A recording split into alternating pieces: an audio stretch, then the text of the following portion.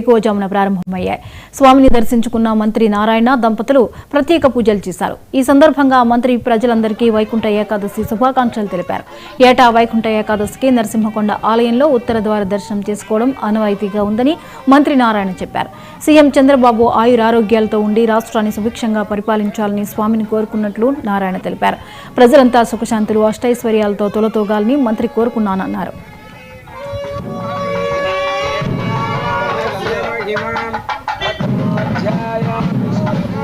అందరికీ నమస్కారాలండి.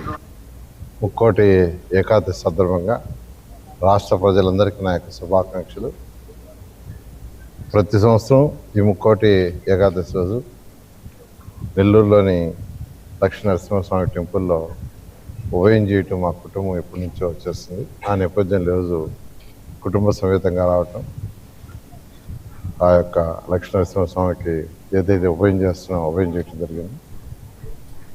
ప్రతి ఒక్కరూ ఆయన ఆరోగ్యాలతో ఉండాలని, సకల ఐశ్వర్యాలతో ఉండాలని, అన్ని విధాలు వెనుకబడిన ఈ రాష్ట్రం గౌరవులైన ముఖ్యమంత్రి గారి యొక్క ఆధ్వర్యంలో అందరూ సుఖశాంతులతో ఉండేటట్టుగా, అందరూ అన్ని విధాల అభివృద్ధి చేయాలని ఆ భగవంతుని ప్రార్థిస్తారు. అందరికీ నమస్కారాలండి. ముక్కోటి ఏకాదశి సందర్భంగా రాష్ట్ర ప్రజలందరికీ నా యొక్క శుభాకాంక్షలు. ముక్కోటి